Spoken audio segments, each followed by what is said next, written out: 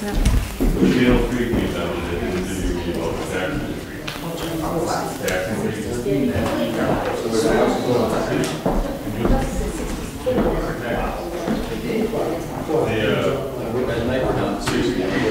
Business taxes again. Yeah, that's it.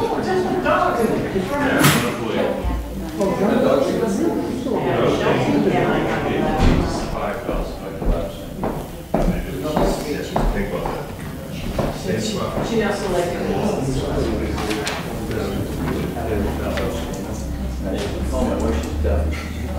What is it on? I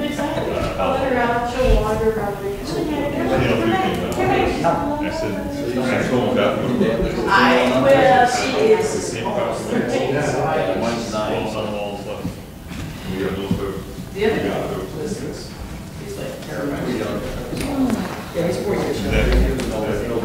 Because they know someone else. He's learning. Earlier they said that we're not going to read the licenses. Oh, that's news. Good. All right, what does it say? We bought a magnifying glass.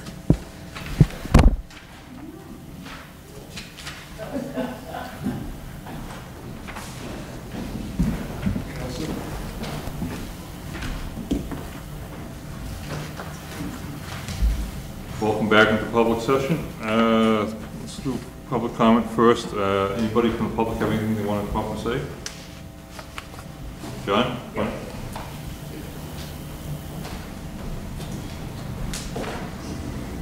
Just introduce yourself.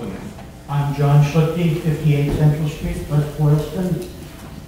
Because I'm going to talk a little bit in regards to consideration for West Boylston Public Access TV, I'll mention that I do have experience having been a cable coordinator from August 2015 to June 2016, and I was also the chair of the Cable TV Advisory Committee.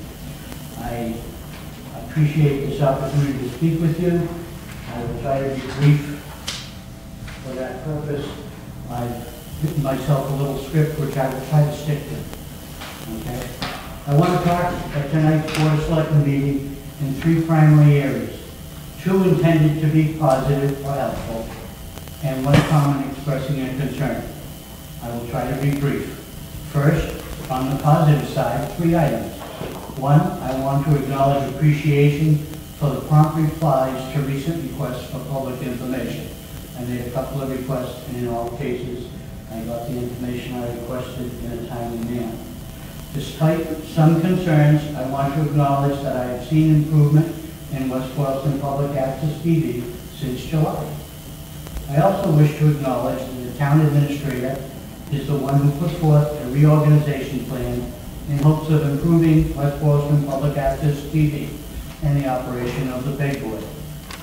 An additional positive item is that many people do volunteer time to assist the town, whether it be to serve as a Board of Selectmen member, a member of the peg board, or in many other boards, committees, or town-related activities and endeavors. Second, as an area of concern, I was disappointed in viewing the situation at the last 11, 15, 17 Board of Selectmen meeting involving consideration of the access coordinator position and the new motion not on the agenda that was introduced after that. As I share many of the concerns brought forth by Selectman Rajesh Kumar regarding consideration of candidates for access coordinator, and saw that there was an invitation made to make a complaint if one considered there was sufficient reason to do so. I have drafted an open meeting law complaint, which will be submitted to the town in the next few days, along with exhibits to substantiate my concerns. This is being done because I generally believe it is in the best interest of the town, and not to do so would lead to other problems that might otherwise be avoided. Third, and this item is intended to be positive or helpful. I hope it will be interpreted that way. I would like to suggest the item on tonight's agenda regarding the access coordinator position be tabled or taken off the discussion for tonight. and that a new and hopefully more appropriately worded agenda item be submitted for the next Board of Selectmen meeting. Here is some additional information as to why I make this suggestion.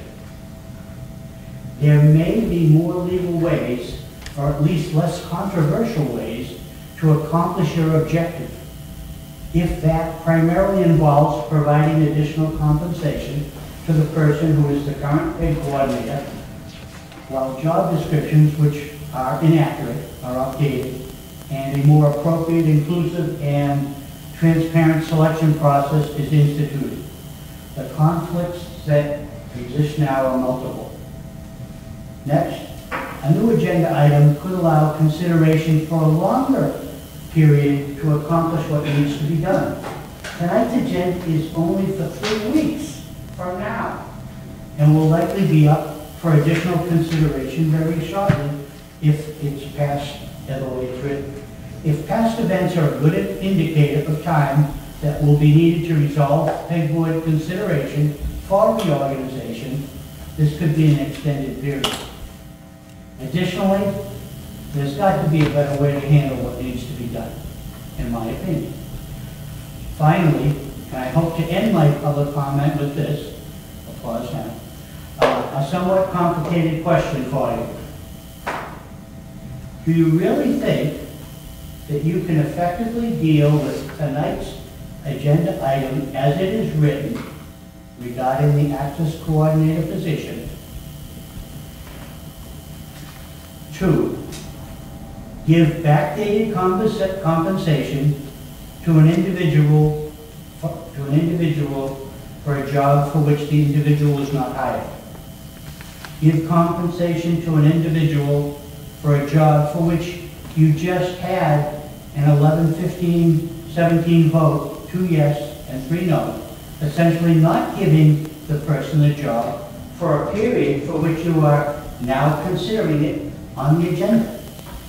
And give the agenda-related compensation to an individual who has indicated willingness to volunteer some time to the town, who has indicated that the job as access coordinator is not wanted, who has previously indicated work obligations for at least 3 other towns, which is expected to involve a commitment of other outside hours.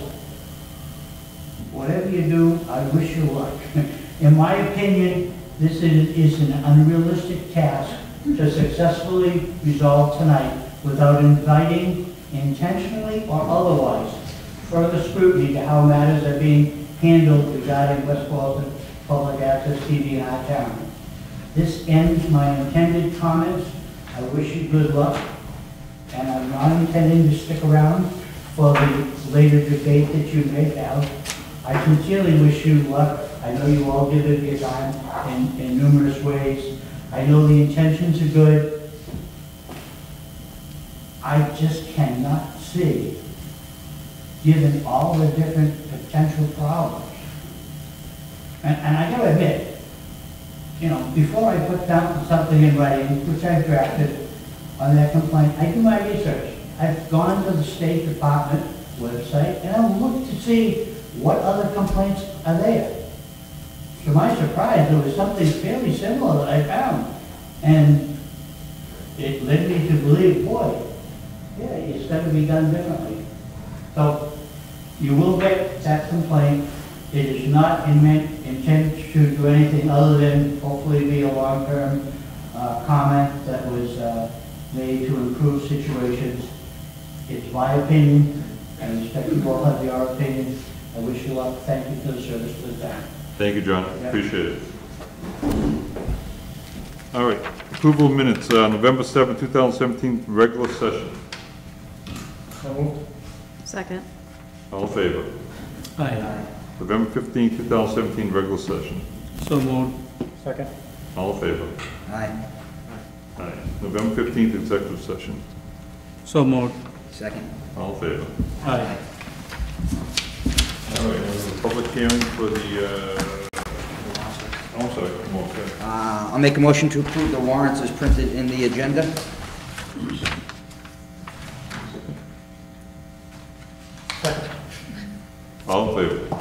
Aye. Aye. All right, public hearing for tax classification. Raj, you want to read it? Yes. Notice is hereby given that the West Boylston Board of Selectmen will hold a public hearing on Wednesday, December 6, 2017 at 7:15 p.m. in the Selectmen's meeting room of the municipal office located at 140 Worcester Street, West Boylston, Mass. In conformity with the provisions of the Massachusetts General Bylaw, Chapter 40, Section 56, for the purpose of holding a tax classification hearing so as to establish the local property tax rates or rates to be assessed to each of the following classes of the property for fiscal year 2018, the period from July 1st, 2017 through June 30th, 2018. Residential property, open space property, commercial property, and industrial property. All interested persons, groups, and agencies are invited to attend and participate. John Adley, Chairman. Thank you, Raj. Connie, introduce yourself. I'm Diane Peterson, Regional Assessor.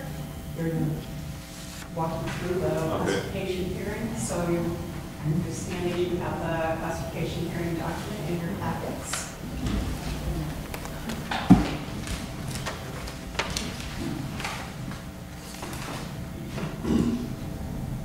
So the tax levy this year is 17,011,993, which is an increase of $717,261 over last year's levy.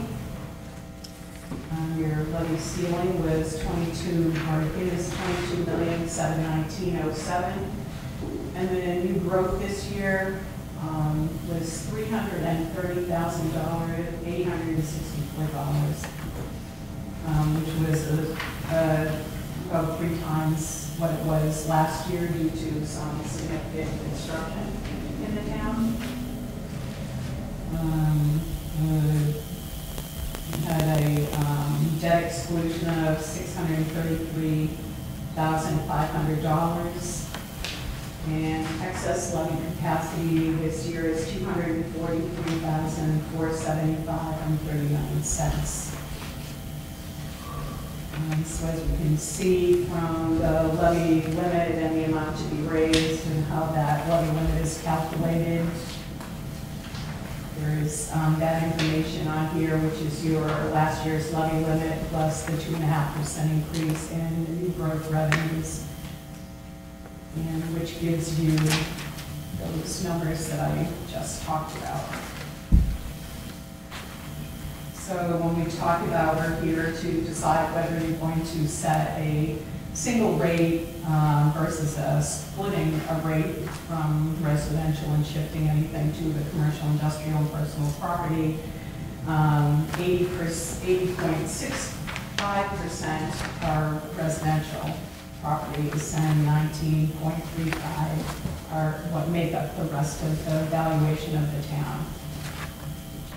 I did provide you with an options page in the event that you were interested in doing a shift at all, but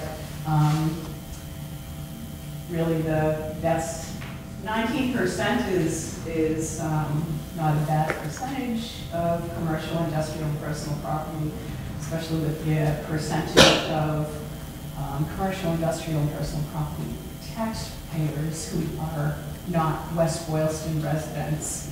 But it appears you have maintained a single rate, which is great for building your economic development goals that you have. And so the Board of Assessors met 2 weeks ago and took a vote to recommend to the Board of Selectmen to maintain the single rate this year. That new rate would be $18.72, which is 8 cents less than the prior year. Although you can see that the bill went up, the tax bill still goes up.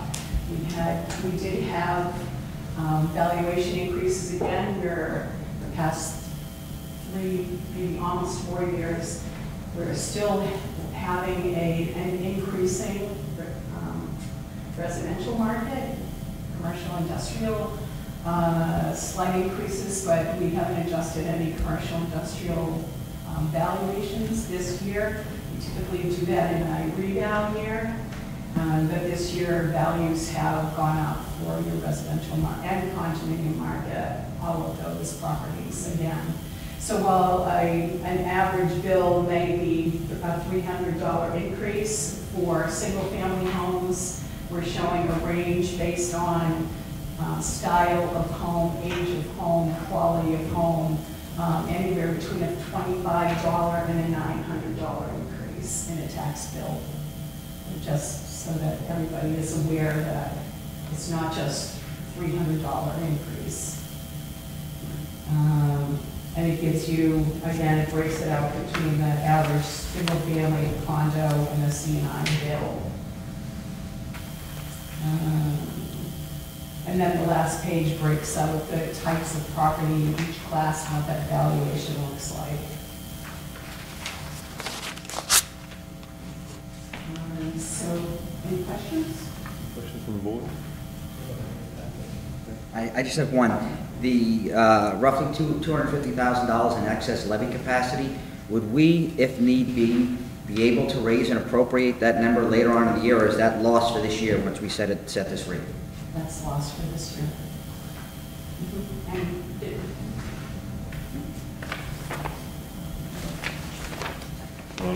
No, I'm fine. I do have one question. I do understand we have a single rate.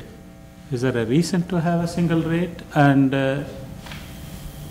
if we have a different tax rate for the residential and the commercial, how much dollar amount difference will be?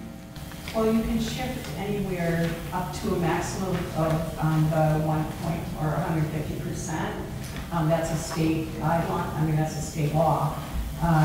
So you can go in any increments. I just printed out the 5% for the board, just because it had less columns on when I fill a bunch of paper up in a bunch of numbers. And really that's a community decision. So when as for the 3 years I've been in West Boylston, there's been a lot of discussions of growing your economic base. Last night, Worcester set their rate and the commercial industrial rate went up again. Those things affect your business owners' pocketbooks, and then they start to search for, a community that offers a lot with a less tax rate. And I think, you really strive. There are many communities, like Shrewsbury, for instance, who has a lot of commercial on Route 9 and has maintained a single rate just for that reason. Businesses want to locate in a community that understands their finances and has a goal in mind. Thank you. I would say that, we're trying to get business to come into town, and a single tax rate is probably one of the biggest decision makers of anything, so I would be all in favor for it. Is there any comment from the public? Mr. Chairman. I'm sorry. That's all right. On the single-family home, the 289.9, is that a 3-bedroom? Can you just kind of give us what the description of the single-family home is? A single-family home under the Department of Revenue's property classification. So a single-family is anything other than a 2-family or a 3-family or a mixed use, which is, it could be a single-family home on a parcel of land that has chapter. Okay. So the mixed use is not, those single-family homes are not part of this valuation. It was just, we had to tie apples to apples, and that was the easiest way to do it over the years. Just the one-on-ones, which is your highest number of single-family homes, and we use that number on all of our spreadsheets. Thank you, just so the public understands, because I know that question usually comes up. Right. Thank you. Yeah. Is there any comment from the public? Okay, hearing none. Do we have a motion to close the public hearing? Second. All in favor? Aye. Aye. And we have a motion. Yeah, please. I'll make a motion to have a single tax rate of $18.72 per thousand for FY18. Second. Any discussion? All in favor? Aye. And then the LA5 excess levy capacity for the current fiscal year is calculated at $243,475.39. So that's in the motion, and I just need the board to print their names and sign their names on this document, and we'll upload that to the Department of Revenue this Do we evening. need to amend that motion? Excuse me? Do we need to amend that motion? It just has to actually, the levy, excess levy just has to be in the minutes, doesn't have to be. Oh, okay. Okay. You said motion, so it's in the minutes, No, okay. just, Okay. so it's recorded. So you Everyone? can print everybody, print your name and sign your name. And then we'll submit the recap, and hopefully in a Okay. couple of days, we'll. Just a point of information, there's no audio being broadcasted tonight. I don't know if you're recording it, but I just live a short distance from here, so when I was home, my wife says, oh, there's nothing coming through. So, may all your problems be so small, take care. Thank you. Anybody? So we're certainly hopeful that the DOR is going to approve our rate in the next couple of days, so I'll prepare the tax brochure. Added a picture of your beautiful blue police station. Thank you. Of course, what people are paying for this year. There you go, ma'am. This is a belly suit, right? Thank you.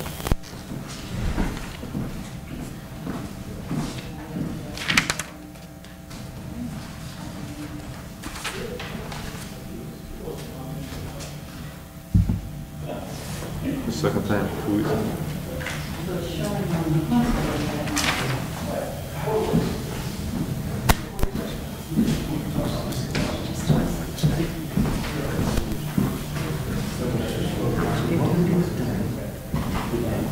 It's a 5% shift and add this. We would have had you back. So, in communities that I do have those shifts for, what we usually do, we have anticipated, so I'll prepare about 5 different sets of documents, or we have 5 different shifts. So, one of them will be the red page to sign. We appear to have audio. Do we need it, David? Secretary John speaking, you might want to come speak close to the microphone, so people might not have heard what you said. But it appears from the technician that there's audio. Thank you. Thank you very much. Thank you, Dan. All right. We have a public hearing for the, sign, gateway sign. We need to open it to continue it.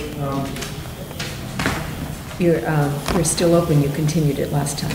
We're going to continue it again. So you don't need to reread it. Okay. Continue it again. Yes. Motion? The January, the first, I'll make a motion to continue the public hearing to the first selectmen meeting in January. Second. all in favor? Aye.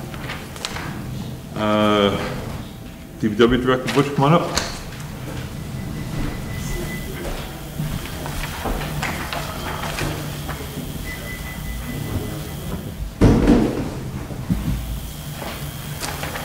got a couple items, first one will be with engineering. And before I do that, I just want to give you a quick update on chapter 90. This involves chapter 90. Last time I reported, we had about $46,890, which is what we still have. The paving is going to be, it's going to return about $80,000 back to the budget. It's a lot less than what I anticipated. We actually cut short because of, in the golf course, there's a water line that has to be put in. So I had to stop at Lost Oak Indicators, the hill. I intended to go further up, but I couldn't because there's a water line that's supposed to be put in there. I didn't want to put in the pavement in and that's better for a water line. So we got that money coming back. Kings Mountain, we have $34,000 coming back on that job. That number really well with, yeah, he did it in 4 days. Nice job. And then Newton Street, right now, the way things look on Newton Street, we might have about $40,000 coming back. We're not finished yet, but estimates of what's left to be done. So, and with the $50,000 we have from the library project, we didn't do yet. We have about $250,000 available. But the library project, that's the emerald. Yeah, So it's really, there's 200 available to spend. About 200. Can I ask you a question on the Newton Street? Newton Street, Upper Newton. So only part of the streets are paved, part is not paved. Is this going to, are you No, going we're to going to take? pay the whole thing. The only pulverized and regrade where we did all the trenching, Okay. and the other part will overlay. In Over. the springtime, Over. not now. Okay. Yeah. Butch, is that when, I've had a couple of phone calls, the lawns will be fixed Yes. and, okay, All because, the moving and seeding and. yeah, that's what I said in the fall. Right. Maybe we could get the word out, I'm hoping early spring? Yeah. Okay, all right, just so I have an idea. If you get anybody that calls, just refer to me. Okay, Okay, then back to Leonard. We met with Ken Hodges on December 4th for the meeting out there. And we went through all of the costs and the method that the proposal was handled. And we had some interesting things that came out like, one of the things was, we'll go to this first.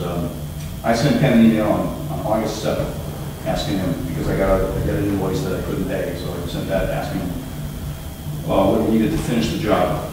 And I never got anything back. So I kind of wanted my work waiting for this. In the meantime, it came to light on this December 4th meeting. He brought the email, he sent me an email on the 10th, 3 days later. It never got to me, it never got into my server. I had Karen Parrott check it out, and she found it on the main server, so we did in fact send it. It just didn't show up on my computer. It wasn't in the junk, it wasn't in the deleted items, it just wasn't there. So I never got it, so I'm still waiting for this email. In the meantime, he sent it to me, he's waiting for, or he thinks he's all set. He sent the exact numbers that he gave us the last meeting I was here, but he sent them 3 months earlier, which I didn't know. So that was one thing. And then we reworked all the numbers, and because they finished earlier than expected, and I'll do the rest after that.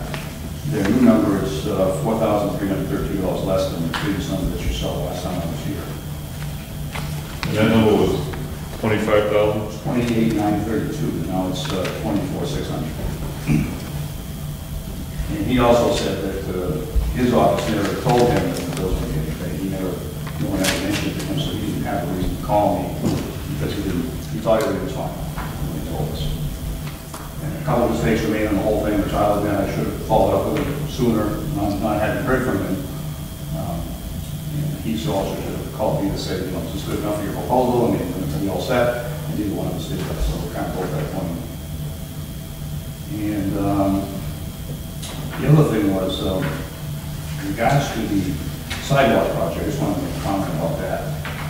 I had just gotten here when that sidewalk project was going on. And shortly after I got here, they were running out of money. Actually, they were running out of work, but they had more money. They had all the work done, but they had plenty of money left, and they wanted to spend the rest of the money. So they decided to do it around the library. It was all kind of a quick thing, because the grant had a deadline on it, and we had to hit the deadline. So the engineering was done really quickly. They took all the calculations, they figured out how much we could do with the money they had left, and did all the engineering work. Unfortunately, they didn't bill it till after the thing was closed out, that extra part. So there wasn't so much a thing that they didn't send a proposal in, it's just that they didn't get a chance to get it in, the extra work. It was all kind of quick, it was all done on the fly pretty much, because that grant had a deadline. So I gave the fault in for that. But then they didn't get paid for it, and they never complained to me about it. I told them what it was, and they said, of course they're disappointed, but it is what it is, so they kind of just, so I'm here to propose that we amend that contract for an additional $24,600.63. Can I ask you, you said near the library sidewalk Yeah. project, we didn't pay for it? No, we didn't pay for the engineering of it. Engineering. I think it was like $1,500. But I do remember very well, Nancy was saying, we have money, so we can do the, near the sidewalk Yeah. project. We added that on at the end. Is that true, Nancy? I would have to go back and check, but I never received a request from them, because if I received a request for them for additional funds, I would have had to have the selectmen approve that? No, they didn't send it to you right away, they did it after the fact. I've never gotten one. Yeah, I saw it, it was like $1,500, we talked about it last year, and they told me it was closed, so I told them that there's really nothing I can do, they were fine. It wasn't a lot of money for them. But the money that they want, the $24,000, is for what? It's for,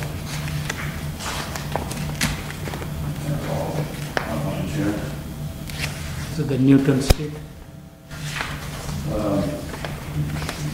yeah, it's all in the street. Yeah. I have my notes from the You meeting. have that, Yeah. Well, I have my notes from the meeting.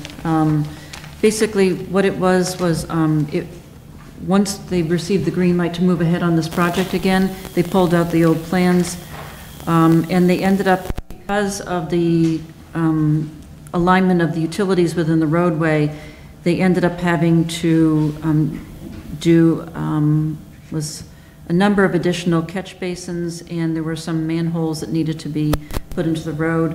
There was also a decision that rather than just patch the road, it was decided to reclaim all of the road now, so that added some changes that needed to be done to the specifications before it could be put out to bid. Let's see, what else? It required updating of the cost estimates and pricing before it went out to bid. And that's basically the summary of the key additional expenses. What was the bill for the engineering original? 25. No, the total amount, the engineer, Newton Street. You know? Oh, for the engineering portion, he's got, total's like 49,000. That includes the 24 though, right? Right, the original one was, 25,050. No, the original price was what? 2505? 050, yeah, 25050. So now he wants the double. And that was, the job at that point was a $100,000 job. And then it was put in, and he took it from there and made it into a $300,000, $400,000 job, with all the extras he put in. I go back to what I originally said when this got brought to us. In the construction industry, you don't proceed with work until you're given the authorization to proceed. If we leave something out of our contract, no matter what the contract is, we get banged over the head and have to pay more because we have to pay for the change order. This job is done. They gave us an estimate. They did the work. The fact that they did all this extra work, I'm sorry, the way the construction industry works, you know, if the customer forgets to do something, you get to bill them. If you do extra work, without the authorization, you don't get paid in the construction industry. It's just the way it is. And I'm not going to vote to pay a bill that's double what was brought to us once the project is closed. I don't know how the rest of the board feels, but that's how I feel. This is a time and materials contract, and while obviously it sounds like communication wasn't going very well at that stage where the authorization should have been provided, the work was done. The work was done based on feedback received from the Board of Selectmen as to how the redesign of the drainage on Newton Street wanted to be done. You know, so, you know, it's legitimate expenses. The contract, the quote was for $25,000, but it's a time and material contract. Yes. It's not a $25,000, okay, that's a different story. This is a time and material Okay, so contract. the contract to begin with was a time and material contract, Yes. not a set price, this is what it'll cost. Oh, that's different. I was led to believe that, hey, it's gonna be $25,000, and this is what we're gonna do. No. Okay, that's a different. Do we always do that? Time and material? I can't speak to what we've always done in the past, I don't know. I can't either, but I don't know. For engineering, I'm not sure. So the changes that were made, who agreed to those? All the changes? Well, some of it was discussed here at Selectmen's level. Butch, I think, was the one who made the decision that it should just be reclaimed. That made sense in terms of getting the best quality for road Yeah, surface. they were gonna patch the trench, and it would have been a nightmare. Yeah, I agree. This is only, Road was already this extra passed, maybe. 20-something thousand just for the engineer? Yeah, this is all just engineering work. And, you know, originally what had been brought before the board, if you recall, was a very basic project. But then when, if you recall, we were having problems with the utilities in the area. You had talked about wanting to make sure it was done correctly. And what originally had just been planned to be drainage up behind someone's property ended up having to be connection all the way down Newton Street to was Prospect Street intersection. Prospect intersection. So I think you already said this, but, so why are we getting it now and not? Because on the, when I first got the first bill over, Yeah. it was on August 7th, I sent him an email, he sent me back on August 10th, which I never got. He produced it on the 4th at this meeting we had with Anita, and that's the first I'd seen it. And then I went back to my email, I couldn't find it anywhere, but Karen found it on the server, so he did actually send it, so we can't say he didn't send it. He did, and it was the exact numbers that he had sent, that he brought up now. He didn't change his estimate, he thought we had it, but we didn't have it. And it wasn't like he was trying to hide anything, it was just a miscommunication. And granted, I should have called him back like a month later and said, listen, I don't have your paperwork yet. I didn't think of it, and until I got the next bill, and then I was like, oh, you know, I can't pay this one either because I didn't pay the last one. So that's when I emailed back and said, listen, I don't have those numbers, and he sent it to me again, second time. The Chapter 90 money you just told us before, is that included with the 25,000? The extra 25,000? No, that's $200,000. That's what we got. If you take the extra 24 out of it, that'll be that much less. But we also get another 290 next year usually in the spring. What was the initial budget for the Upper Newton Street? It was like a $100,000 project originally.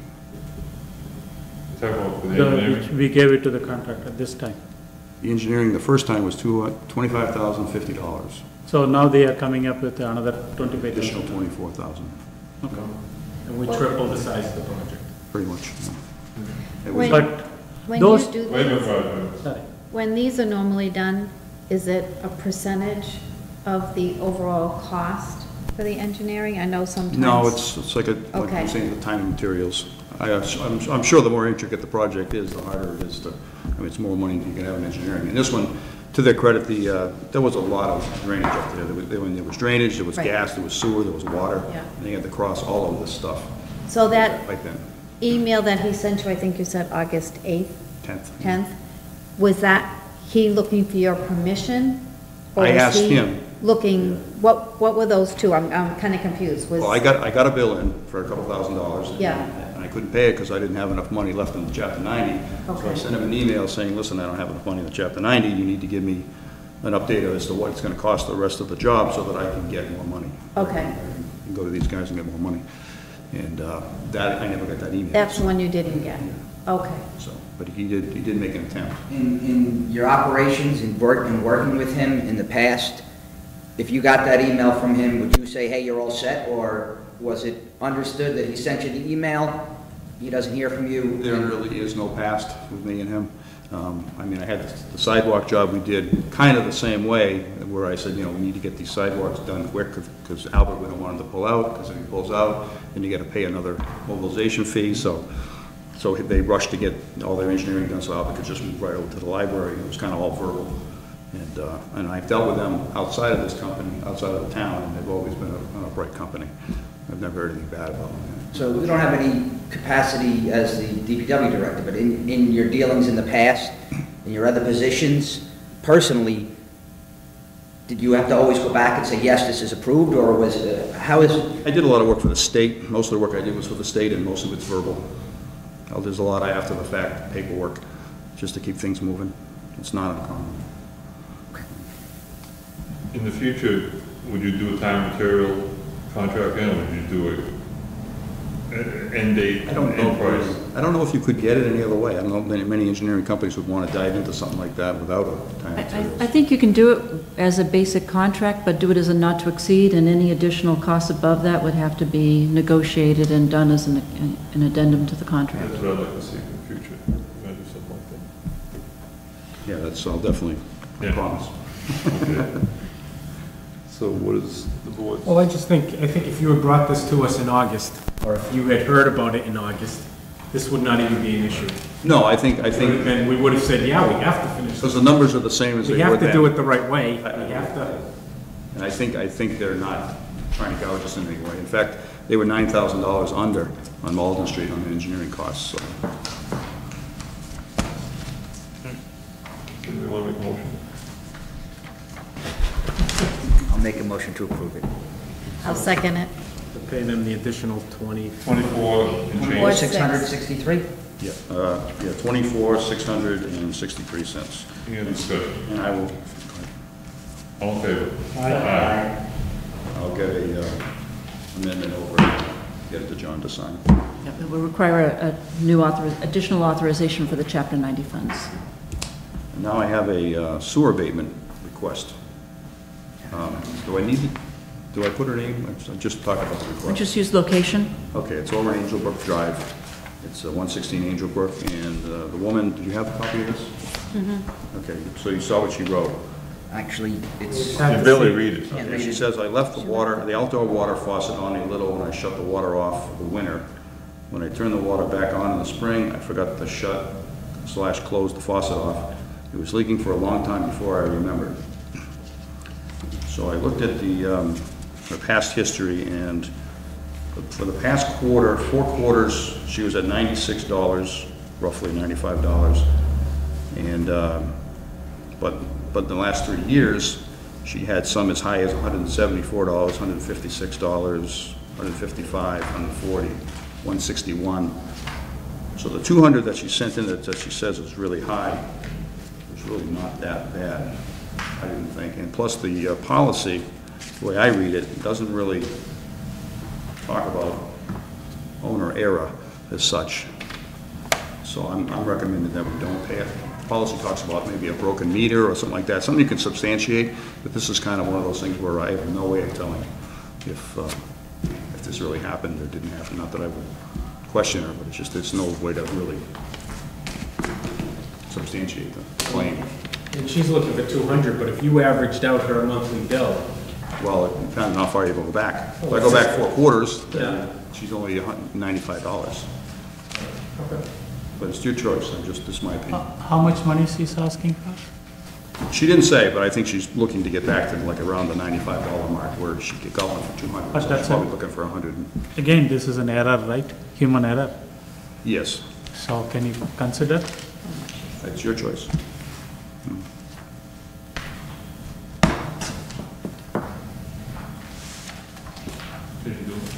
Just so you know, I have another one of these in the ranks, the exact same thing. It works? Same area? Exact same scenario. Different Same person. place? Not the same place, different, entirely different area. Okay, Exact same scenario. interesting. I don't know, I feel I agree with the director. The policy doesn't spell it out. I mean, it could go on and on. Errors, I mean, if we set precedents, I mean, how do we know that that's really what happened? You have no way to prove it. And I think that's why they didn't talk about it in the policy. They talked about it in one scenario where they could go back and check the meters or do something along that line, but there's no way to do anything with this. If it was something like a broken pipe or something like that, you would, It says documented mechanical failure of a water meter may be a reason for a request for abatement. Something where you say, oh yeah, right, it's not working, or it's, here you can't, you have no way of telling. This could be endless. The tub could be leaking for when you go away for the summer, for the winter, and you don't know it. It's just that. Yeah, I agree, but at the same time, how many requests we got this kind? I think if we approve this, we might get more, because now we set precedents that we're. That's kind of what I'm thinking, the precedent. That would be my thought. I'd make no motion myself. we don't need a motion. If there's no motion, there's no action. Okay, thank you. Okay. Thank you, Butch. Good night. Oh, wait, now there's one thing here. Butch, What? before you leave? Yeah. I don't know if we want anything. Start listing next group of streets. Oh, yeah, this next group of streets to be considered for next year. Do you have anything going so far? For No, I paving? have, actually, I put together a thing for the Transportation Committee. transportation chapter, and I'm gonna list the top 10 streets. Okay. So we're gonna just pass over this. Yeah, I was actually going to recommend that you pass over that tonight, because the Transportation Committee is going to be meeting on that chapter tomorrow night. Thank you, Butch. All right, consider voting to approve alcoholic beverage license for 2018. We had 2 exceptions. Want to delay 2? Yes, we're going to recommend deferment on 2 of the licenses, one for Finders Inc., and the other was for Vivian's Market Style Cafe. We recommend that those be deferred for consideration at the December 20th meeting. We're waiting for more information on the status of the buildings. Okay. Need a motion? I just, Excuse me? Oh, then, okay, so it's for, just for finders for the alcohol license. So what is it that's missing? For finders, we're still waiting to get determination from the Board of Health that they're in compliance with some of the Board of Health code violations that they had at finders.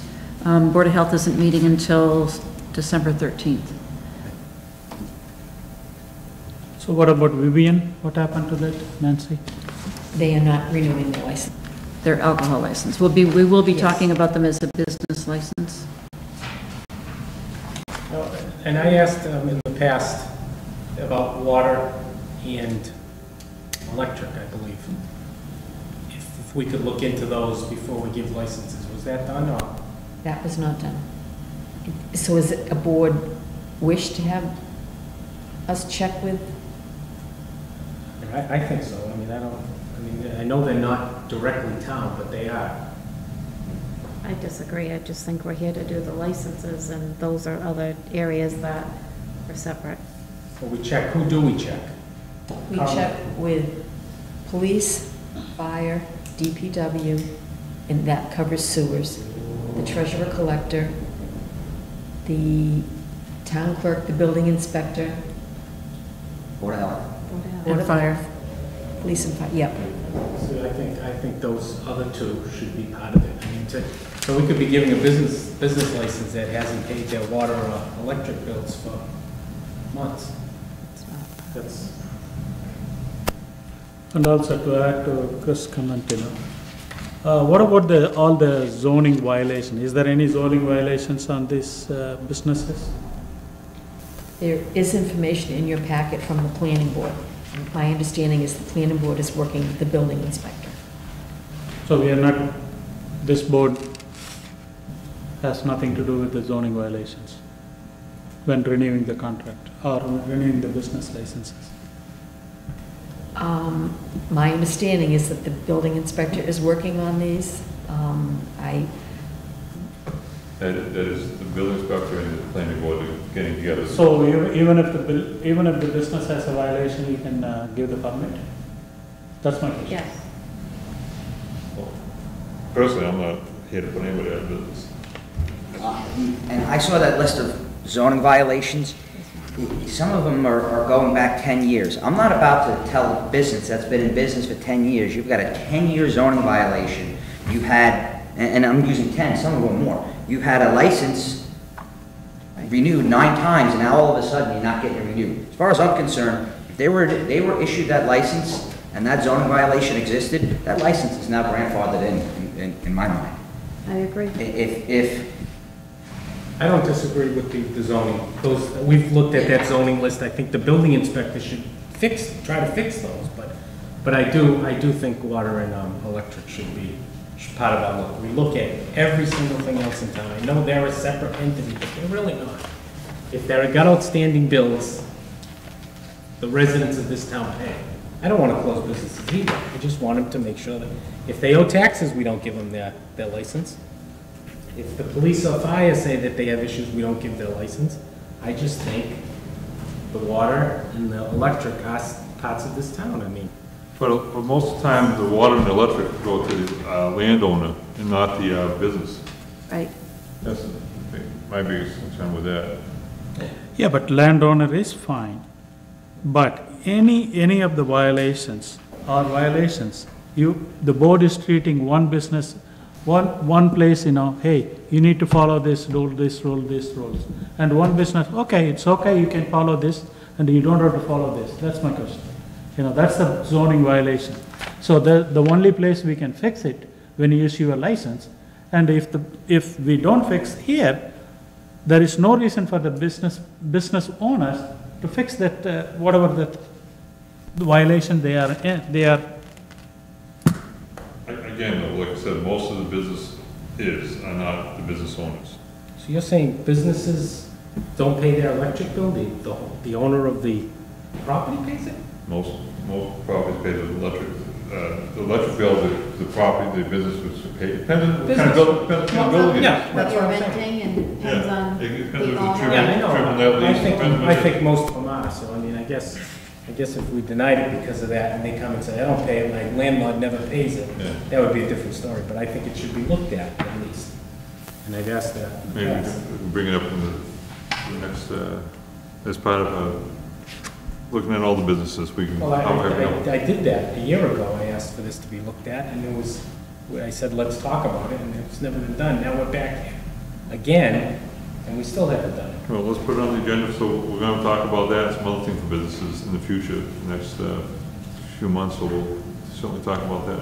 Right, because it's not fair to be talking about signing licenses and all of a sudden change the rules. Oh, So I would say we can't do it at this point in time.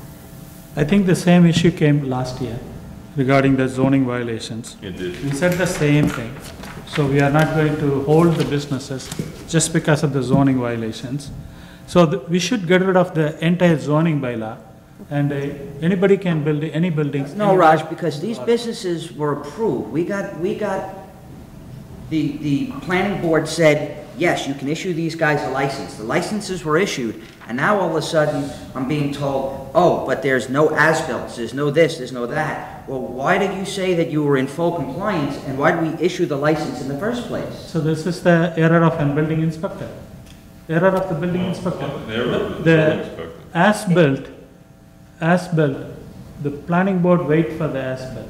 In the meantime, building inspector issues a temporary occupancy permit, hoping that the building owner, they will bring in the as-built later on. But this will be overlooked by the building inspector and he issues the permanent license. So there is a problem with the building inspector, that's all I'm saying. There's someplace. You don't punish the business that was given its go-ahead. You say, all right, we fixed the problem with the building inspector. Like I said before, anybody that's on that list that had an existing license and was issued that license with that defect in the zoning bylaw, in my mind, that license is grandfathered in, unless that zoning bylaw is gonna cause harm to someone. They were issued a license with the existing defect. Yeah, I agree with you, but at the same time, if you are going to say that there are 20 or 25 businesses all following the same, incomplete this process, so that they have no incentive to go fix their problems. Yes, they have the business licenses. There is a problem with the building inspector, yes. How do we fix it? There should be a way to fix this. I'm not suggesting to hold up the license, but there should be a way to fix the zoning violations in this town. I'm not saying That's not what we're discussing tonight. We're discussing whether or not we're gonna issue licenses. Well, but That's a different In issue. regards to those zoning violations, there's 20 or 25 that, there's probably 50 or 60 that all did the right thing. Yeah. So it's just not fair. It's just not, I because the agree. guy that did the right thing paid the fees that needed to be done, did I agree, everything but right. the guy that did it wrong, that was issued a license because nobody told, I think we need to look at it, but I don't know if And I think that's part, we are working If on somebody it. did something wrong, and if that slide through, do you think we can keep continuing to slide through those things, or we have the responsibility to fix this thing at some point?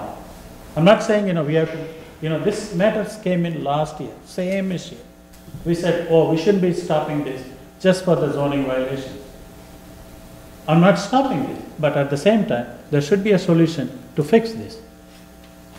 I would suggest that the board try to limit discussion solely on the issue of are the licenses to be renewed.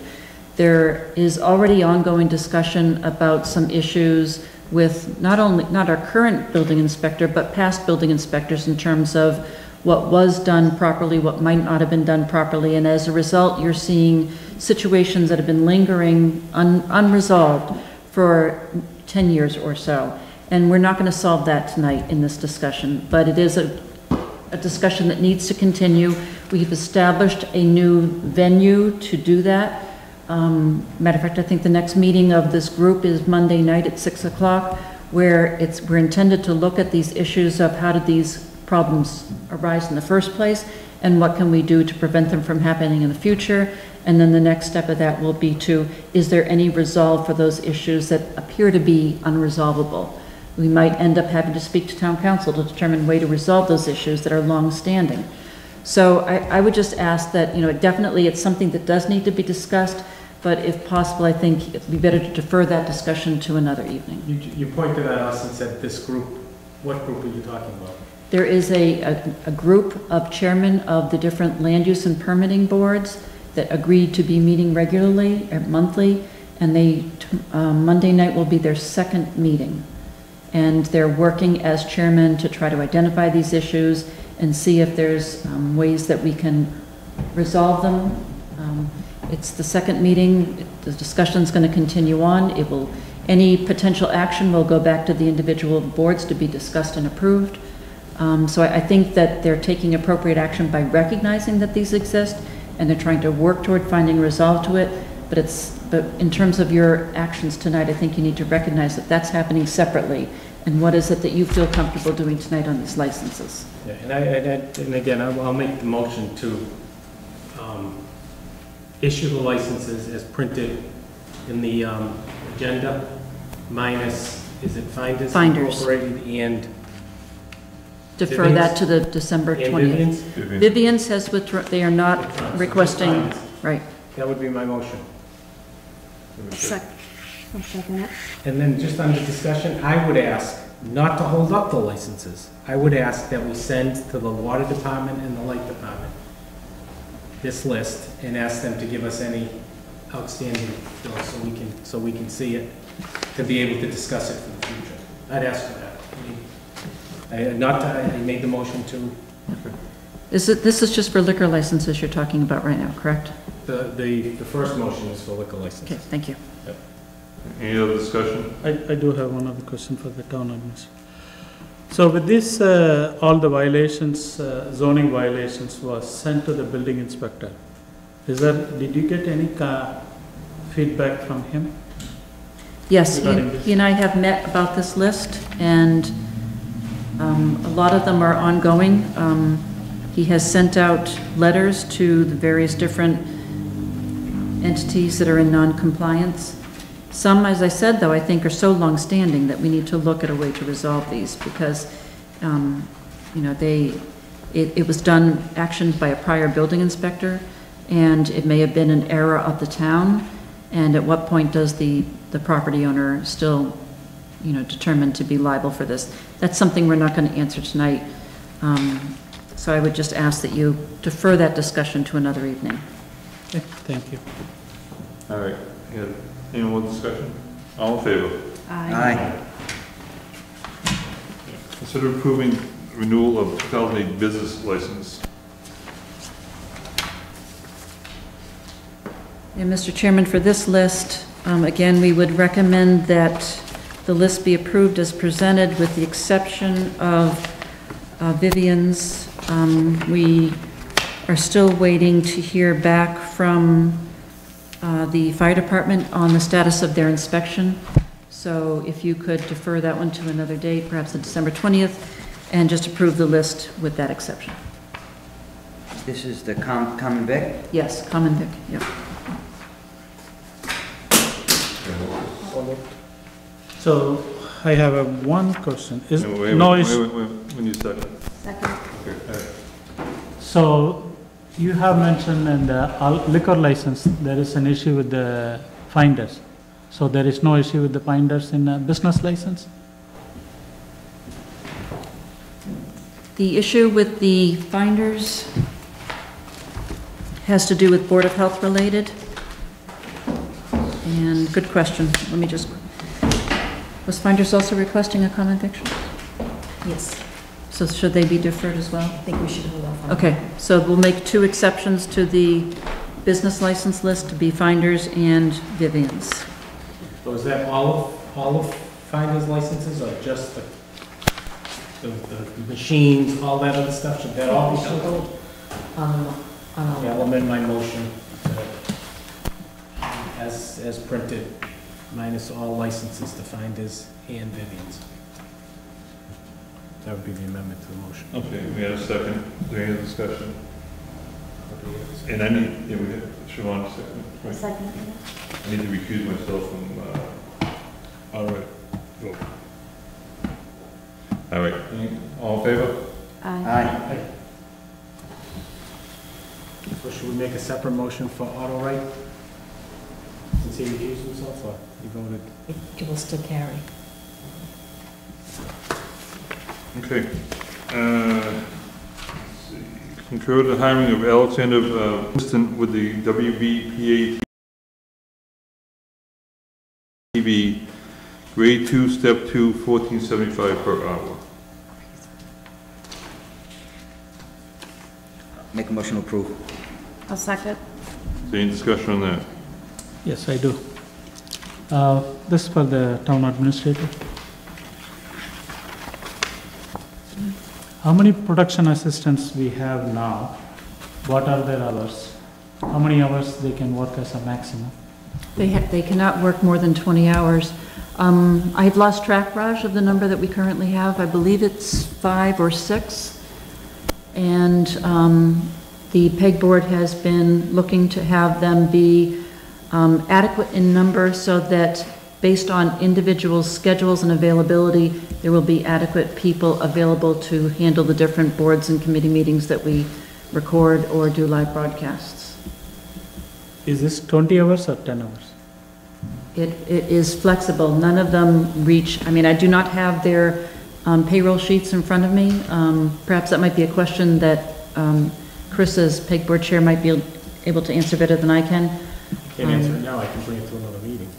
I don't have the information right here. Okay. So the concern I have is, so if it is a maximum of 20 hours per person per week, can they all 6 can climb as a 20 hours? Or how that, based on the work schedule, based on the meeting schedule, they can climb in? Well, they only get paid when they, I believe, when they come in and take. Right. They get paid. They don't get paid just for not coming in. They only get paid if they're called to come in. She may call 3 of them and they all can't be there that night, so she'll call the 4th one, or the 5th one, or whatever the case, just to fill the schedules. Because we're taping so many more meetings now, we can't do it with only 1 or 2, we need a handful of people in the pool. Thank you. Okay, we had a motion, second. Any other discussion? All in favor? Aye. Consider approving the hiring of the following individuals as temporary part-time plow drivers for the Department of Public Works effective December 10, 2017 until May 31st. Jeez, I hope not. Yeah. At the rate of $18.28 per hour. Donald McKenzie, William McKee, Okay. Stephen McKay, and Kevin McKee. So moved. Second. All in favor? Aye. Consider signing a letter to Senator Chandler requesting she include funding for the senior center in the bond bill. So moved. Second. All in favor? Aye. Aye. Now she's chairman, she should be able to get something Get this done. I was to her thinking. quick. Mail it tomorrow, overnight. Maybe both of them will come out. I think this will be a future bond bill that, it'll be next year probably, or the year after. Yeah, unfortunately, you're probably right. Miss it. Considering recognizing and accepting donations for the library in the amount of $1,510.94 for loss of damaged books and other materials donations for the use of printers and copier, and donations given to support the general needs of the library and improve expenditures of the funds for general purposes. So moved. Second. All in favor? Aye. All right. Explain role of pay coordinator versus access coordinator. I asked this to be put on so the public can understand exactly what is going on. You want me to jump in? Yep. Okay. So with the reorganization that had been agreed to by the board this summer, we had set up a new structure so that there would be a PEG coordinator working under the direction of the PEG board. The PEG coordinator would oversee several different positions. Those positions are the access coordinator, the equipment coordinator, and the production assistants as needed.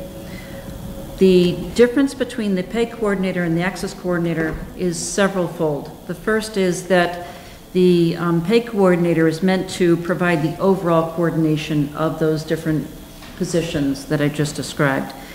The PEG coordinator is also basically the responsibility is to be that outreach to the community groups, to try to promote, encourage participation in programming, meaning have other groups and agencies develop content that we can put on our cable programs, and also to encourage people to view our local channels, to get people interested in actually turning on our PEG channels that we have.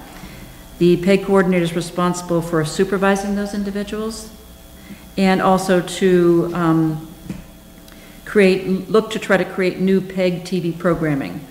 The PEG coordinator would be responsible for processing or approving all of the payroll and the accounts payable for the PEG department, and would work in conjunction with the PEG board chair to schedule the meetings and prepare for the board meetings. Also would assist the access coordinator in recruiting volunteers and helping to teach volunteers on how to use the equipment to produce different programming for the cable program. Versus the access coordinator, which is, and to verify, the PEG coordinator is meant to be not to exceed 20 hours per month, basically 5 hours per week, very limited in terms of involvement. The access coordinator is a position that is intended to be just under 20 hours per week, so 4 times the amount of hours that have been authorized for the access coordinator. And this individual is responsible for overseeing those individuals, the production assistants, and any volunteers that may come forward. Responsible for producing, directing, and editing program as needed, for scheduling the part-time employees, maintaining the electric bulletin board, scheduling programming by securing cablecast request forms, operating the automatic playback system, etc. Now, some of these things may actually be done by the access coordinator. Some of them may be delegated to the assistants on an as-needed basis. Would make suggestions as to programming changes, would interface with Charter Communications to expedite any solutions to cable outages or issues that we might have. Would train new volunteers and provide following up training as needed for the use of the cameras, the editing, lighting, and other equipment associated with the program, and would attend PEG board meetings as directed. So basically, the access coordinator is the person who is there on almost a daily basis to some degree. That's the person who has the overall responsibility of scheduling and making sure that the recording, broadcasting of the meetings takes place the way it's intended to. Makes sure that the production assistants who work to help record and develop the content are scheduled to be here when they're needed to. So it's a much broader position than the limited scope of the PEG coordinator. We do not have a formal job description for the PEG coordinator. It is not currently within our wage schedule. We do have, though, a very clear list of duties for the PEG coordinator. We do have an approved job description for the access coordinator, but as John Stuckley mentioned under public comment earlier tonight, there are some. The job description is being relooked at, and there will be some changes made to that, and I believe that's going to be on the, if not the December 19th, but a future meeting of the PEG board to look to provide any necessary amendments to that job description. And that's all part of the comprehensive job description upgrades that's happening with the compensation study. So that, hopefully that explains more the difference between the PEG coordinator and the access coordinator position. So could one person do both jobs? Technically, yes. The PEG coordinator is in charge of keeping track of the access coordinator's hours. How does that work? That person would still be responsible for the overall hours and would still be reporting and be responsible to the PEG board in terms of oversight of that. If you're looking to have a person that is roughly 19 hours a week for access coordinator side and roughly 5 hours per week for the PEG side, that individual would not be able to exceed those number of hours. And the PEG board would be looking at the expenses of that department, reviewing them. So there would be oversight by the PEG board to make sure that that was not exceeded. So do you think if I say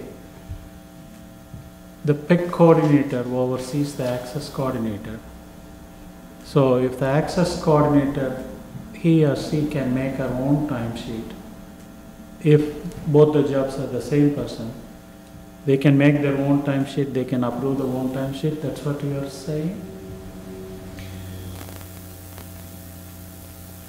And when they make the timesheets, approve their own timesheets, and then they will go to the PEG board, and the PEG board will be, take a look at the line items and see okay, this person worked as an access coordinator this many hours, this all that done, and then she jumped on to the PEG coordinator, she did this. So the PEG board would be responsible for ensuring that that person is completing the work that's expected within those two roles, would be reviewing the payroll, and would be making final approvals on that. Then why do we have two jobs? One is an access coordinator, one is a PEG coordinator. Why do we have two different jobs? Why don't we consolidate both the jobs in one job? One of the reasons was that it had always been expected that the PEG coordinator would be more of a policy development position, one that would work more closely with the PEG board, leaving the access coordinator time to do all the technical work that needs to be done within the department. One of the things that the new PEG board has been asked to do is to look at the structure and see if there's further revisions that may be made. They may be saying that it should be permanently combined into one position. They may be saying that, maybe the best option is to outsource all of these functions. So they are going to be, we have not had an active PEG board in quite a while. And this PEG board is still new. They've only met a few times since the reorganization. They need time to look at this and determine, is the structure as was put together in July the best structure, or should there be modifications? And they'll be making recommendations to me, and if those recommendations seem to make sense, I'll be bringing them to the Board of Selectmen. It certainly makes sense to me. Okay. One other thing. You will be the PEG board, and you are the appointing authority for that. I am the appointing authority So for you the will PEG board. be take a look at all this job descriptions, errors? And you I'm will be actively fixing working that? on all the job descriptions now, and they're going to the PEG board for review. They'll be making recommendations as to edits on the job descriptions, and then I'll be bringing them to the personnel board for final approval. Okay, thank you. And that's together with all of our job descriptions we're looking at. Correct. Anybody else have that? Municipal calendar, new format and updated entries from the departments. Yeah, I'm going to ask the board to pass over that for tonight. We still do not have some of the feedback we needed from some of the departments. We're gonna pass over the street list and, considering temporarily hiring Brittany Anderson for the access order at a rate of $17.50 per hour, 14 hours a week would be December 7th. Saying repeat from November 1st. I don't know how would we do that, but she has been paid. Oh, okay. First. So from November 1st to January 1st, 2018. I'll make a motion to approve. I'm sure there's going to be plenty of discussion. I'll second. Any discussion? Okay. So if the board recalls, during our Board of Selectmen meeting on November 15th, I raised concern about the impropriety of an interim appointment of the PEG coordinator, Brittany as an access coordinator, for the period of November 1st to January 1st.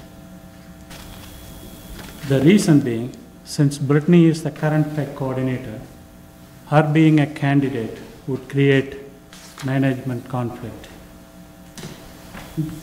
As I said earlier, the access coordinator report to her current position, and her current position of PEC coordinator interviews candidate for access coordinator. If Brittany were to hold both positions, she would be filling out her own timesheet and as well as approving it. The Board of Selectmen did not approve the appointment of Brittany as an interim access coordinator with a 3-2 vote at our last meeting, select board meeting.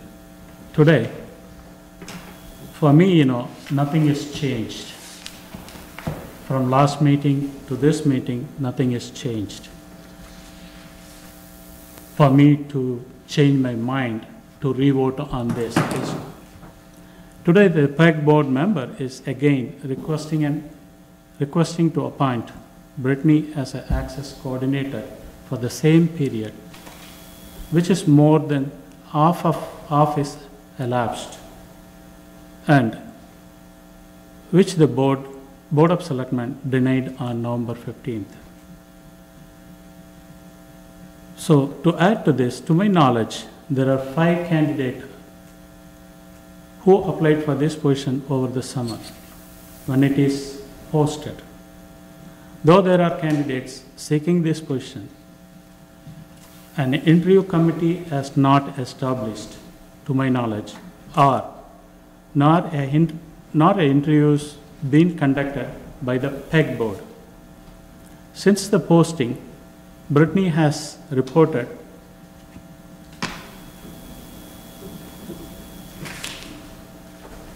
I'll cross out that. Since the access coordinator is supervised by the PEC coordinator, this appointment violates standard management structure, and there would be no checks and balance system in place. Appointing the current PEC coordinator as an interim access coordinator will lead to loss of public trust and confidence in our municipal government's integrity in the hiring process. The same thing I said over the last meeting. The hiring process must be transparent and fair. The PEC board has requested the current PEC coordinator be appointed as an interim access coordinator. I recommend that we deny this request and ask the PEC board to interview the candidates and to select the best one.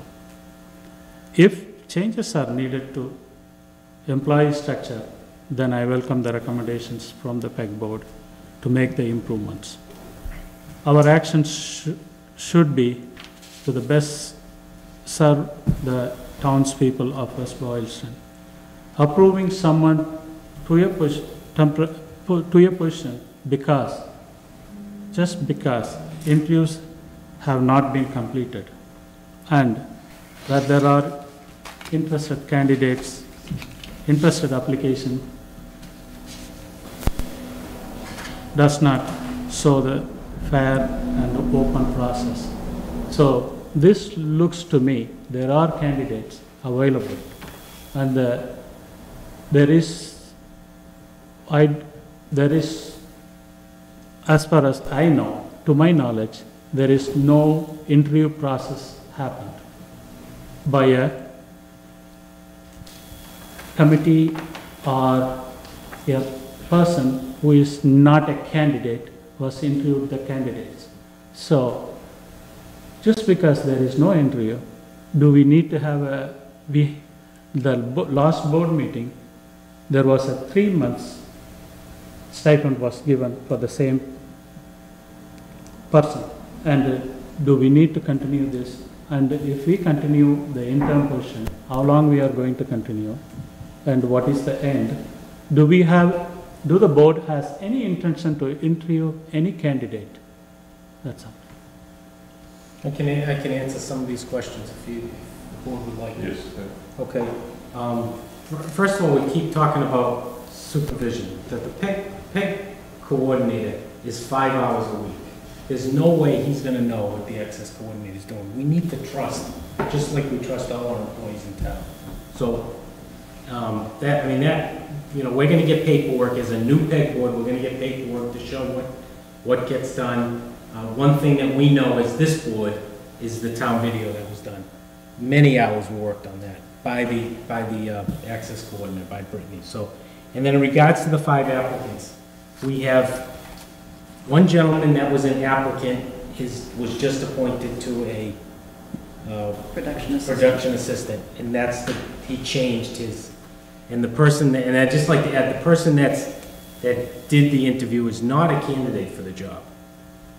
Does not want the job, so, and then all the other applicants, I called, this is some of the things that Brittany told the board.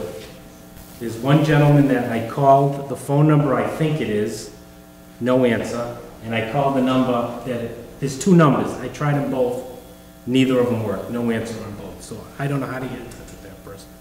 The other person I talked to for a little while, he's not interested, he lives in Waltham, he said the job's too far, he's out, that candidate doesn't want the job.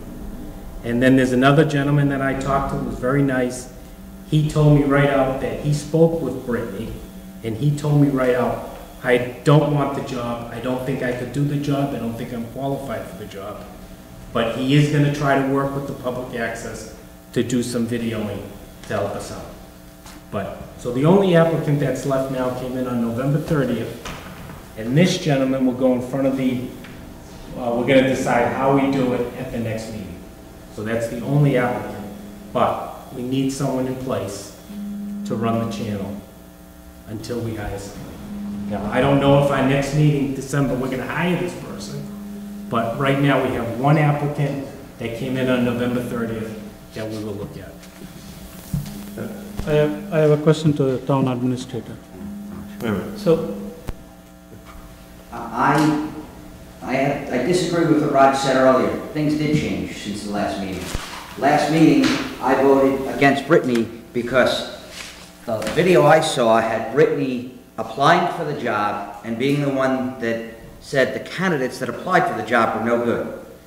Chris at last meeting said, we fixed that at our PEG meeting last night. I watched the PEG meeting last night. Brittany specifically said she wasn't interested in the job, and now they're, as a board, deciding what they're going to do to move forward to fix or to hire someone, and whether the board decides it's going to be Brittany or the board decides, whatever the board decides, it's not a candidate for the job applying for the job any longer. And to me, that's what's changed.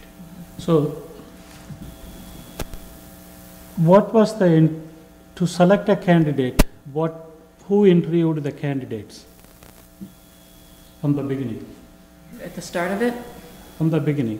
when we first put out the advertisement for this position, Brittany, in her role as PEG coordinator, was doing the initial screening of the candidates to look at the resumes to determine if they were qualified, had the necessary skills and experience. She had not applied for the position. She had not talked about applying for the position. When I met with the PEG board on September 19th, she had not applied for the position. It was at the meeting on September 19th that she informed the PEG board that the people who had applied to date were not qualified. It was my statement at the September 19th PEG board meeting that perhaps the PEG board should consider asking Brittany to apply for that position. Brittany did not apply for that position until October 2nd. So she was in her rights to do the initial screening of those initial applicants at that time. And that's what she gave feedback to the board about. So She's not an applicant for the permanent position as of today. Chris, those did she apply for, the applicants that you just spoke about, Four. those are the ones that she initially were interviewing when she was in that Before position. October 2nd. So, okay. That was in September. to make myself clear, when she interviewed those candidates, that time, she was not a candidate. Correct, Or you're saying that? correct. So when she interviewed the candidate, she is not a candidate for that job. Correct. She did not apply for... When she came to the board, PEG board, when she said, there is a candidate, qualified candidate, but I do not like his or her managerial skill. Did that candidate was, during that time, did she is a candidate or not? I don't know the timing on what you're referring to, Raj. She is a candidate. I'm not, she applied for the job on October 2nd. I don't know when she reviewed that individual, couldn't tell you. October 10th, PEG board meeting, she told the board she is interviewed the candidate and the candidate is qualified, but she did not like the candidate because of the managerial skill. I don't know if it's one of the original ones that she reviewed or not. One of the board member did ask, what is the managerial skill? I said this earlier. She said, managerial skill is, he or she did not respond to my emails. And she also said, they should have a voicemail setup, they should have a phone setup, they should have this, that, everything. You should have a what? She expects, if somebody as an applicant, they have to have a phone, they have to have a voicemail setup, they have to have an email setup, all those conditions she gets. That's not my problem. The problem is, when she said that, she was a candidate. As a candidate, she interviewed a candidate. It's October 10th, PEG board meeting. I think what I'm hearing, Raj, is she didn't interview a candidate as a candidate. She did. She reported back to the PEG board that she had previously interviewed the candidates while she was not a candidate. Per the town administrator's recommendation, she put in an application which she has now withdrawn. So whatever has happened up to this point, she's withdrawn her application. There's one applicant that the board is looking to interview. Somebody's got to do this job. She's What ready is to do what it. is the interview process now? What is the structure for interview process now? Chris just said they're going to meet at that Is next it a meeting one and they're person going to discuss what they're going to do. Is it one person interviewing or is it a board interviewing? It's a Guys, three board Chris interviewing? just said they're What going is to this? meet That's and what I'm make that decision as a board. He just said they don't have a process yet. And they're in the process, it's a brand new board. They're going to meet and they're going to discuss what they're going to do to interview this candidate. He just said that. So until then, they didn't interview any candidate, is that right? Until Raj, today, there is. Of course that's right. We all know this. That's why we voted against it last meeting. Things have changed. You can't dwell on what happened 3 months ago. Things have changed. Brittany is no longer an applicant for the job, and the PEG board is asking us to appoint her for an interim position to do the job that she's doing, and she's not applying. Things have changed since our last meeting. A lot. I think, there are interested candidate. The PEG board, Brittany, until last, this is the news for me, until last the Board of Selectmen, November 15th, she was a candidate. And there was no interview process was there. Now you are saying Brittany is withdrawn her applications. Now they are going to set up an interview process. So, Okay, I'm gonna stop this discussion now because we've heard the same thing over and over. I'm gonna ask for a vote on this. We've had a motion, a second. And everybody say, interested, say aye. Okay, can I ask one, I do have to ask one question. Is there any issue with backdating pay to know, that was raised at the public discussion? Is there any legal issue with backdating pay to November 1st? You have in the past approved retroactive payment back for work that has been completed. Okay, We just did it, that was a stipend. no, with the DPW guy.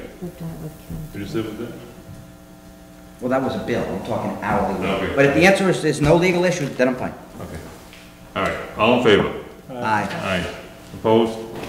yes.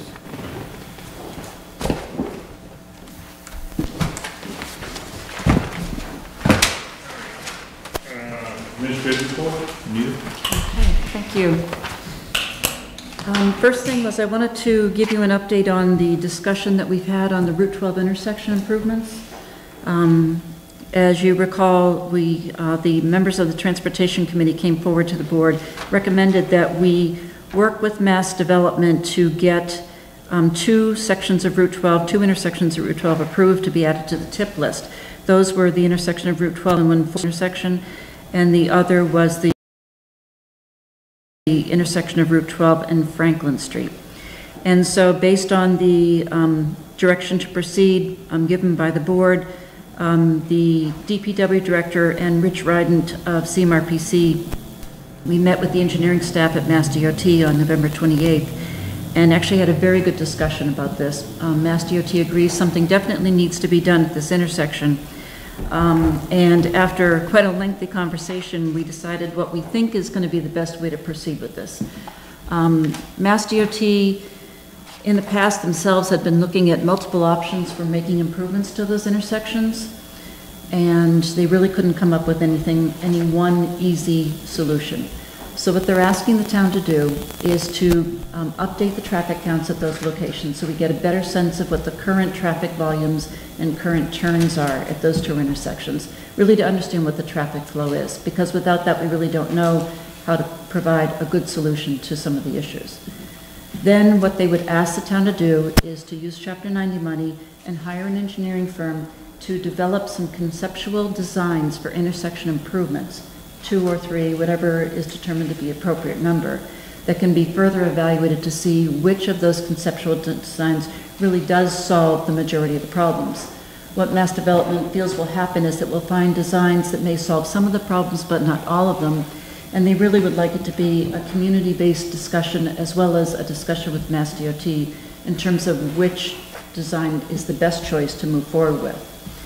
If the town can bring the design to a 25% design stage, the engineers at Mass DOT District 3 office felt very strongly that it would likely be then picked up by the state for completion of design and for work and put on the TIP list funding, so funding by the state.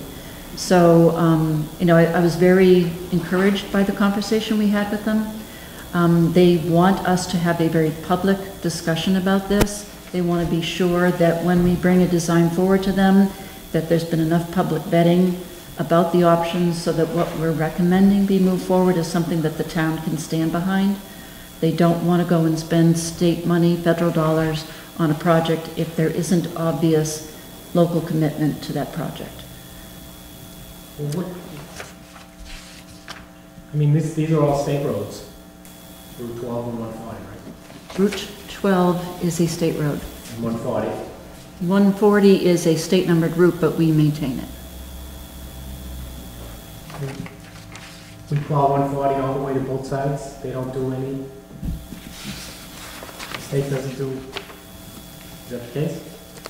I don't know about plowing. I don't know about the degree of plowing. But I do know that We maintain it, meaning we'll pave it when it needs to be paved? They've just done all the paving, so both sides. they did paving regarding the DCR drainage projects, correct? That was a Mass DOT project. I'm just saying, we're gonna go out and get an engineer, and we just paid $50,000 to engineer Newton Street. Right. What possibly would an engineer charge us to just I don't all the know. work? I can't tell you what that estimate will be, Chris, but I do know that what they're saying is that they're only requiring us to go potentially to the 25% design phase. For any normal TIP project, they would expect the design to go to full design at the town's expense before it would get approved for any TIP funding. So this is something where they recognize that it's on a state roadway, but because it also involves non-state roadways at these intersections, that they're asking us to put some skin into the game by bringing this to the 25% design phase. We're gonna have to talk about it. Also wanted to give you an update in terms of the green community application. We were contacted by the DOR review team, and they have been looking at our application. They did ask for some additional clarification on the information. We see this as being a good sign. They're actively looking at that. We did submit the information they required within the time frame needed. So we're obviously keeping our fingers crossed that we will receive a positive designation. I did want to point out, though, that the municipal light plant spent $16,000, over $16,000 to pay for the audit for the electrical infrastructure for the town to identify those potential energy-saving projects that would help the town, be eligible to apply for the green community designation. So I just wanted to recognize that they did volunteer that expense for the town to try to help us achieve this green community designation. Update on the discussion about the Celebrations Committee. If you recall, several meetings ago, we talked about the potential of expanding the Celebrations Committee to include additional members that would be responsible for taking on the role of planning oversight of additional town celebrations. The current members of the Celebrations Committee basically just focus their energies on the Memorial Day celebrations. So I did meet with those 3 members, and while they had some concerns, they did say that it made sense to try to move ahead. They did recommend that if we're going to do an expansion, to start with an expansion just of 2 members. That would still satisfy the need to get this additional membership on the committee, but it would allow some of those other individuals associated with wanting to work on those projects. They could be done as volunteers behind the scenes, but by having 2 of their members on the Celebrations Committee, it gives them that designation, that town official position that they need to be able to move forward with some of those other celebrations and fundraising efforts. So I would ask that the board would move positively with this concept of expanding the Celebrations Committee by 2 resident members. Second. Any discussion? All in favor? No, sorry. Quick question. I believe that there were people that stepped forward, correct me if I'm wrong, somebody stepped forward and wanted to do this. Yes. Are they planning on doing fundraising in association with this? They would be doing some fundraising. So what's to prevent the Memorial Day Committee from saying, thanks for raising 10 grand, and the 3 guys on the Memorial Day Committee voting to use it on the Memorial Day? Yeah, we discussed that, and what we would do is we would be tracking the fundraising separately, we'd be tracking the expenditures separately. So if the July 4th committee decides they want to raise $5,000 for the July 4th, for a specific event, it'll be earmarked for that event? Correct. And it won't, and the existing members can't overrule the, on the... And they understand that, nor do they want their fundraising. Understood, yeah. Okay. It's assumed by another event as well. Okay. We did receive notice that, I'm sorry. All in favor? Aye. thank you. We did receive notice that the management for the West Boylston Housing Authority for the Orchard Knoll housing units has been turned over to the Leominster Housing Authority. That was done on a vote this past November by the West Boylston Housing Authority. I met with the executive director of the Leominster Housing Authority a week ago and went through, what his plans are in terms of that transition. And I was very impressed with the structure and the organization that they're going to be putting into that transition. The important thing to note, though, is that DHCD has approved this transition currently as a temporary measure. They'll be watching the progress of how that goes, and the assumption is that they will be doing their final approval of the transition within a year, most likely within a 6 to 9 month period. Another update is on the Cox dogs, dangerous dog order. The 10-day appeal period from that last order that you approved has passed. The dog owner has not appealed that decision. However, they did not turn the dog over to the custody of the animal control officer as was required. Further, it appears that the family has taken the dog from the town. To be cautious, though, on behalf of the residents, we are filing a complaint with the court just to gain the court's authorization so that we can seize the dog if the dog does come back into town, and we'll move ahead with the decision. Do we know where this dog went so that we can warn whatever town it's going to go menace now? No, we do not know where the dog went, but all we can control is what we have here. If the dog owner has not given us any indication of which community the dog might have been moved to or the condition, but just to protect the residents that we have here, we're making sure that we get the court's authorization to seize the dog if it does return back into the community, so we can proceed with the court order, with the order for euthanization. Mr. Chairman? Mhm. And the family is still here in town? Yes. And we've been communicating with them? Have they? The animal control officer did go to the town. They will be receiving a copy of the petition to the court. Okay. They'll have the ability to go to court and argue on their own behalf. Okay, thank you. Welcome. A townwide planning update. The committee did meet on November 28th to review the status of some of the revised chapters. There is some additional modification that needs to be done to some of the drafts, but they did feel that they're at an adequate place that they can start to do some public meetings to discuss the edits to those certain chapters. So the first public meeting has been planned for Monday, January 22nd at 7 p.m., and they'll be distributing more information about this meeting in the next few weeks. The other thing that I wanted to bring forward before the board was the compensation study, and there had been discussion at an executive session that was held a few weeks ago about whether it was appropriate to have the towns that we're using be the towns that we're basing compensation data from, and wanted to ask the board to provide some guidance quickly on that issue. It makes no sense for us to continue with the compensation study until we're sure that you're comfortable with the towns we're using. If you're not comfortable, that means we have to go back basically and toss the analysis that's already been completed and start from scratch. So I need to get guidance from the board soon on how you want us to proceed with that.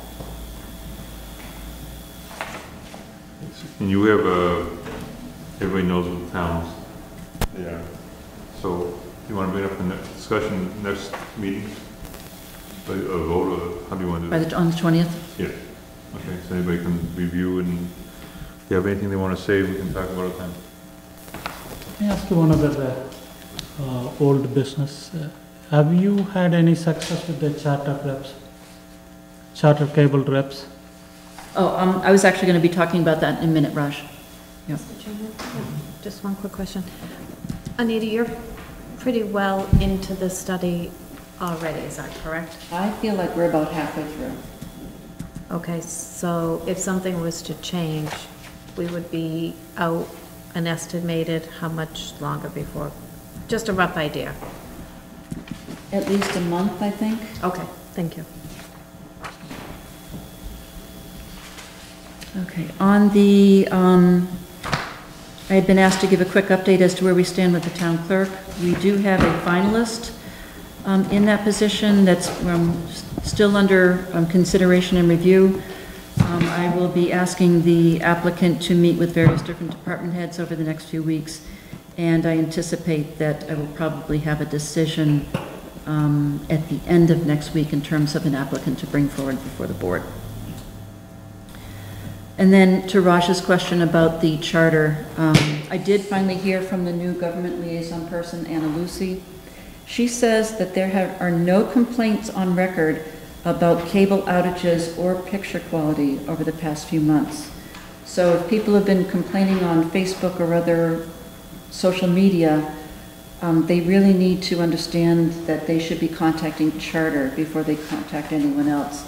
Charter can't take any action about looking to see what the issues are unless they get that official complaint logged in. So she really urges us to urge people to call Charter anytime they have any issues with outage of their cable service or any issues with picture quality. But I also will say again that if people also want to contact me with those same complaints, I can track them also, and I can do a second prong approach, so to speak, by sending those complaints to the government liaison person, and we might be able to speed up getting some additional answers on that. But it's important that everyone who has an issue to call that number that's on their charter bill. The social media complaints are mostly on the internet side, not the cable side. I know that the town has no say in that, does the government rep only represent Charter for cable, or is it for cable? And so we really can't help the townspeople with internet issues. We cannot. We don't license it, we don't control it. So, but again, I did talk to her about that, and she said that, again, if there's any internet service issues, that people need to call the number on their bill. She did say that they do monitor the bandwidth of internet use within each community that they provide internet service to. So if people call them, they should be able to check to see, what their location area is, and they could perhaps make adjustments in the bandwidth that they distribute out around the town. I don't know enough about this to talk about this in technical detail, but the important thing is that we can't help with the internet issue. We can only help with cable TV issues. So if it's internet concerns that people have, please make sure you call the number on the charter bill. That's the preferred method, is calling, not email, and not anything else? It's to call that number. So, but she doesn't get feedback. She doesn't get a list of people that complain about internet? When she said, I have no complaints. No, she was referring to cable Just cable. when she said that. I don't know what access she has to internet Right. portions. It's outside of my purview. I didn't have that discussion with her. I don't know. I mean, maybe we can just ask her, she's the government rep. I know it's only cable, but can we just ask her, what feedback do you get for What she told me was that she didn't know of complaints. She said that they had been doing some testing of equipment over the past few months, but when she checked with technicians, the type of testing they were doing wasn't something that should impact the internet service to individuals. So people need to call them and give them their location, and they can do, therefore adjust as best they can the internet bandwidth, hopefully to help these people with the issues they might be having. I personally think the internet's pretty good.